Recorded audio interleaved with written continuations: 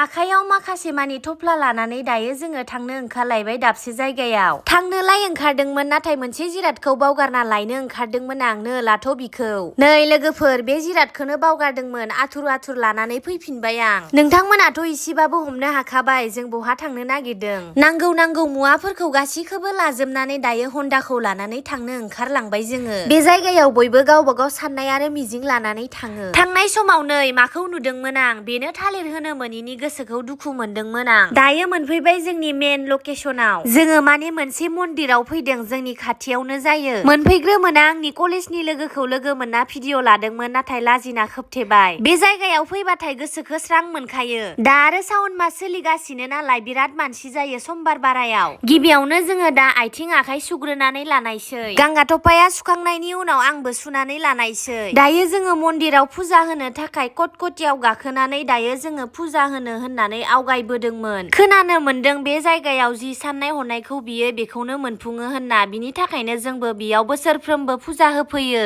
मेन जायगायाव खुलुमखांनायनि उनाव दायो जोङो इसोरखौ बिदाय होथ'बाय। इसोराथ' सासेयानो, नाथाय जायगाया दाब्बा जायो। जाय जि होनो गोसो लाबखाजोबबानो जाबाय। दायो नोंथांमोना फारि फारि नायलांबानो जाबाय। मोनसेखौ खुलुमखांनायनि उनाव दायो जोङो मोनसेयाव फैलायबाय। बेफोरबादि मन्दिराव थांबा आङो खुलुमनाय समाव भिडिअ लाफेरामोन, नाथाय दिनै इसोरखौ निमा खेमा बिनानै आङो दिनै भिडिअ लानाय जादों। मानो होनोब्ला गोबां मानसिफोरनो दिन्थिनो थाखाय। मानोना आंनि लोगोफोरा गोबाङानो सोंहरदोंमोन नोंसोरनावबो बेफोरबादि मन्दिर गेदेर दं नामा। बिनि थाखायनो आङो भिडिअ बानायनायजों लोगोसे इसोरखौबो सिबिबाय। गोबाङा बुंनो हागौ मन्दिरा गेदेर फिसाजों बाथ्रा गैया। नंगौ, बियो सैथो। नाथाय बे जायगाया जोबोर रहस्य गोनां आरो सोमोनांथाव। जों उन्दै समाव बे जायगायाव खुलुमनो जायगाखौनो मोनामोन। लाइनसो फाथिलायनांगौ जायोमोन। नाथाय दा दरफ्रोम गामियावबो मन्दिर लुनाय जाबाय। बिनि थाखायनो बे जायगायाव एसेब्लाबो खम जाबाय मानसिफोरा। दाथ' सावन मास, नाथाय शिब फुजायावबो बेफोरबादिनो मानसि जायो। दायो गांगाथफायाबो गावनि साननाय हनायखौ आफानन्दिनो फोरमायनानै होबाय।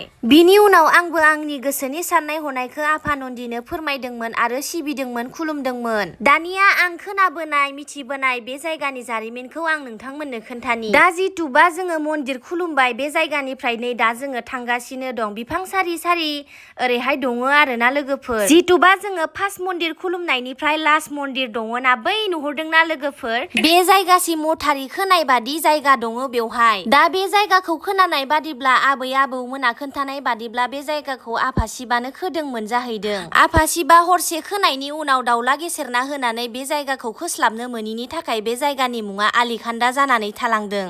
जोंनि खाथि खालानि मानसिया आलिखान्दा होनोब्ला बयबो मिथिखायो आरो बेवहाय बयबो खुलुमनो फैयो, सिबिनो फैयो। गुबुननि साननाय हनायखौथ' मिथिला मा सानो मा मायो, नाथाय आं जोबोर फोथायो। मानो होनोब्ला जोङो उन्दै समनिफ्रायनो बेखौ खुलुमबोदों आरो सेंग्रा सिख्ला समनिफ्रायनो गांगाथफाजों आंजों बेवहायनो खुलुमहैबाय थाखायोमोन। दाबो जुलि जाखांनायनि उनावबो जोङो थाङो। दायो जोङो गासै मन्दिरखौनो खुलुमखांनायनि उनाव गांगाथफानोबो दिन्थिनानै होदोंमोन आङो, नै बिनिफ्राय बैयालागैमोन होननानै। ओमफ्राय गांगाथफायाबो थौदो माबार फोथा लानो मोनाखै होननानै आथुर आथुर फैनायसै। ओमफ्राय जोङो फोथाखौनो लानो बावगारलांदोंमोन आरो खुलुमनायनि खुबावनो। ओमफ्राय दायो जोङो आरोबाव फिन फैनानै दौरिजों फोथा लानो फैफिननायसै आरो। जाय फैफेराखै फैबानो जाबाय लोगोफोर। गोसोखौ जोबोर मोजां मोनगोन आरो बेवहाय खुलुमनानै। जोंथ' माने बिराद मोजां मोनखायो बे जायगायाव खुलुमनानै। बेलेग जायगायावथ' आं थांफेरा, ओमफ्राय बे जायगायाव आं बांसिन मोजां मोनो आरो।